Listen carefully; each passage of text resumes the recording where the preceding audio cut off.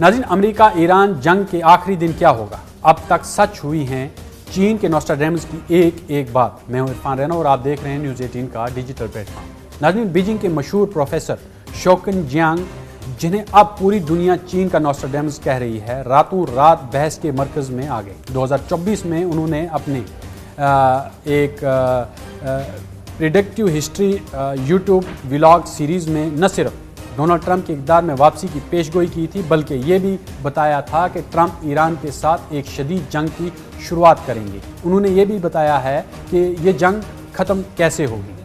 Iran के खिलाफ America और इजराइल की जिस जंग को दुनिया आज अपनी आंखों से देख रही है, इसकी स्क्रिप्ट 2 साल पहले ही एक यूट्यूब वीडियो में लिखी जा चुकी थी। बीजिंग के मशहूर प्रोफेसर शोकिन जियांग, जिन्हें अब पूरी दुनिया चीन का नोस्ट्राडेमस कह रही है, रातों रात बहस के मरकज़ में आए।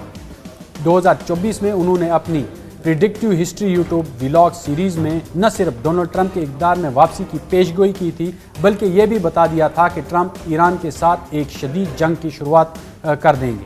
उन्होंने ये भी बताया था कि ये जंग ख़त्म कैसे होगी। प्रोफेसर शोकिन जियांग एक मारूफ स्कॉलर और मुसन्निफ़ हैं। वो हार्वर्ड यूनिवर्सिटी के ग्लोबल एजुकेशन इनोवेशन इंस्टीट्यूशन की रिसर्च टीम का हिस्सा रह चुके हैं। 2024 में उन्होंने द ईरान ट्रैप के नाम से एक वीडियो जारी किया था, जिसे अब तक करोड़ों लोग देख चुके हैं। जियांग ने पेशगोई की थी कि अगर ट्रंप दोबारा सदर बनते हैं तो वो ईरान की जौहरी सलाहियतों को तबाह करने के लिए फ़ौजी ताकत का इस्तेमाल करेंगे। उन्होंने ये भी बताया था कि ट्रंप इस जंग को जमहूरियत की बहाली और दहशतगर्दी के खात्मे का क्या नाम देंगे, जिसे और एक इस तरह का एक शोशा डालेंगे दहशतगर्दी और इसके खात्मे के नाम पर इसे जायज़ भी करार देंगे। 2026 28 फरवरी को जब ट्रंप ने ईरान पर हमले के बाद अपना वीडियो पैगाम जारी किया, तो उनके अल्फाज बिल्कुल वही थे जो जियांग ने 1 साल पहले पेशगोई की थी। जियांग की सबसे खौफनाक पेशगोई अब सामने आ रही है। उनका मानना है कि ट्रंप का असल मकसद सिर्फ ईरान को शिकस्त देना नहीं, बल्कि मार्च 2027 मार्च तक एक फुल स्केल ज़मीनी हमला करना है। उन्होंने कहा था कि अमेरिका को सल्तनत फैलाने की आदत पड़ गई है, क्योंकि इसका मतलब आसान पैसा होता है। ट्रंप इस जंग को अपनी ताकत मजबूत करने के लिए इस्तेमाल करेंगे। जियांग ने एक और खौफनाक इंतबा भी दिया है, अमेरिका ये जंग हार सकता है। उनके मुताबिक अमेरिकी फ़ौज 21वीं सदी की एसिमेट्रिक वॉरफेयर के लिए तैयार नहीं है। जियांग ने इसकी मिसाल 415 कबल मसीह की सेसलीन मुहिम से दी है, जहां एथेंस की ताकतवर फौज अपने दुश्मनों को कम समझने की वजह से तबाह हो गई थी। जियांग का मौक़िफ़ है कि अगर जंग तवील हो जाती है तो ट्रंप एमरजेंसी वार पावर्स का इस्तेमाल करके इंतखाबात मौखर कर सकते हैं और तीसरे दौर इक़्तिदार के लिए रास्ता हमवार कर सकते हैं। अमेरिकी आईन की 22वीं तरमीम के बावजूद जंग जैसी हंगामी सूरत हाल में फ्रैंकलिन डी रोजवेल्ट की तरह तवील अरसे तक सदर रहने की कोशिशें कर सकते हैं। अब ये आप पेशन गोई समझ सकते हैं कि ये 2 साल पहले ही कर दी गई थी और उन्होंने वही अल्फाज इस्तेमाल किए जो ट्रंप ने अपने बयान में जारी किए हैं।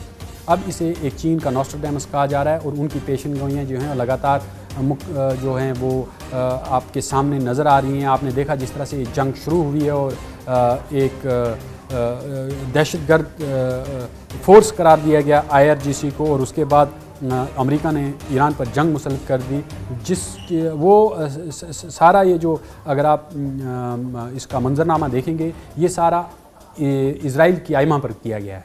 आप देखें कि जो मशरक़ वुस्ता है उसमें जंग की हिकमत अमली अमेरिका के पास क्या रही है। अब तक अमेरिका और इजराइल दोनों मिलकर ईरान की रिजीम चेंज तक नहीं कर पाए, जिस बारे में अमेरिका पहले लोगों को और दुनिया को ये एक इंडिया देता रहा कि वहाँ की जो अगर हम बात करें कि आयतुल्लाह अली खामनाई की बात करें, वो एक सख्त गिर लीडर हैं और उनकी वजह से जो है ईरान के अंदर बदअमनी है, उनकी वजह से ईरान के लोग खुश नहीं हैं। लेकिन जब ईरान पर हमला हुआ तो सबसे पहले अयतुल्लाह अली खामनाई की शहादत हुई और उसके बाद आपने देखा कि ईरान के अंदर किस तरह का माहौल है। अब लोग जो हैं वो सड़कों पर आ गए हैं। जो लोग हिजरत कर गए थे, ईरान से निकल गए थे, वो लोग भी वापस आ गए और उन्होंने ईरान की IRGC के साथ अपना सपोर्ट जताई है और उन्होंने कहा है कि हम आपके साथ हैं, आप इस जंग को आगे बढ़ाएं। लेकिन अयतुल्लाह अली खामनाई के बाद अब उनके जो फ़र्जंद हैं मुज्तबा खामनाई, अब उन्हें आयतुल्लाह का दर्जा दे दिया गया है। अब वो आयतुल्लाह मुज्तबा खामनाई जो हैं वो उन्होंने अपनी कुर्सी संभाल ली है और ये पूरी जंग की कमांड भी संभाल ली और IRGC ने कहा है कि हम उनके जितने भी हुक्म होंगे उनकी इताअत करेंगे और जितनी भी स्ट्रेटजीज़ हैं अब वो मुज्तबा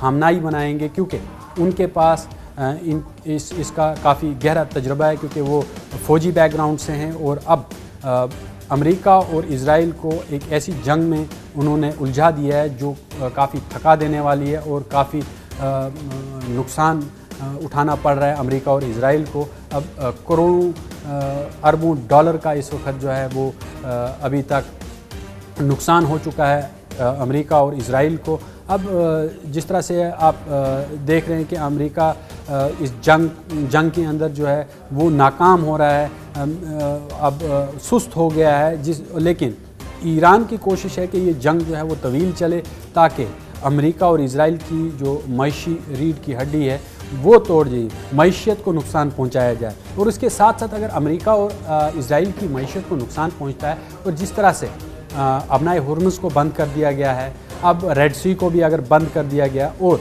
जो दीगर जो आबी गुज़रगाहें हैं जहाँ से समुद्री गुज़रगाहें हैं वहाँ से अगर ये रूट्स बंद कर दिए जाते हैं तो सबसे बड़ा नुकसान यूरोप को होगा, क्योंकि यूरोप के अंदर अभी बहरान पैदा हो गया, गैस का बहरान पैदा हो गया, पेट्रोलियम का बहरान पैदा हो गया है। और अगर ये पेट्रोलियम और गैस का बहरान पैदा होता है तो इससे जो अशियाए खुर्दनी है उनकी कीमतें आसमान छूने लगेंगी और जो हुकूमतें हैं उनकी बुनियादें हिल सकती हैं। तो वो अभी इसका असरात जो हैं वो धीरे धीरे दिखने शुरू हो गए हैं। जिस तरह से ईरान इस हिकमत अमली को आगे बढ़ा रहा है और मुज्तबा खामनाई के आने के बाद में ये पूरा स्ट्रेटजी जो है वो IRGC की अब चेंज हो गई है।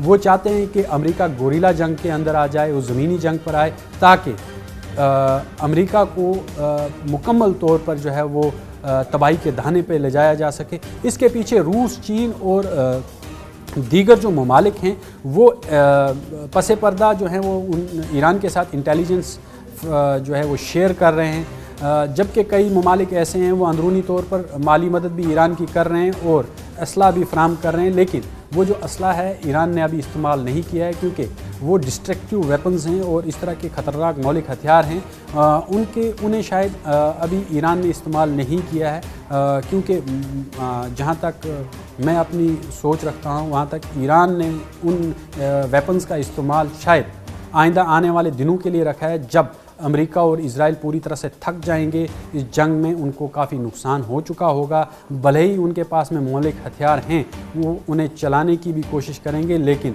तब तक काफ़ी देर हो चुकी होगी और इज़राइल अभी से जो है वो घबराया हुआ है, क्योंकि बेंजामिन नेतन्याहू का कोई अता पता नहीं है। उनके भाई जो हैं उनको मार दिया गया है, बेंजीवीर जो हैं उन्हें जो है वो इंजर्ड हैं, उनके अब जो रिश्तेदार हैं उन्हें हलाक कर दिया गया है। तो ईरान अब जो इज़राइल की क़यादत है उन्हें भी धीरे धीरे टारगेट करना उन्हें भी शुरू कर दिया है ईरान ने और धीरे धीरे एलिमिनेशन की तरफ जा रहा है। कई रिपोर्ट्स हैं और ख़ुद अमेरिका के तजियाकार ये मानते हैं कि ईरान जो है वो अब इज़राइल की जो क़यादत है उसको ख़त्म करने की कोशिश भी करेगा। लेकिन दूसरी जानिब आप ये भी देखें कि मस्जिद अक्सा को भी इस वक्त बहुत बड़ा ख़तरा लाहक हो गया है। जिस तरह से वहाँ पर पाबंदियाँ लगाई गई हैं, रमज़ान के मुक़द्दस महीने में नमाजियों को वहाँ पर जो है नमाज अदा करने नहीं दी जा रही है। जितने भी फ़र्जंदान तौहीद हैं उन्हें एतिकाफ़ में बैठने की इजाज़त नहीं दी गई है और मुहासरा सख्त कर दिया गया है। तो कुल मिला के अगर हम देखें इस वक्त हालात जो है मशरिक़ वस्ता में बहुत ज़्यादा कशीदा हो गए हैं, जबकि इस जंग की खबरें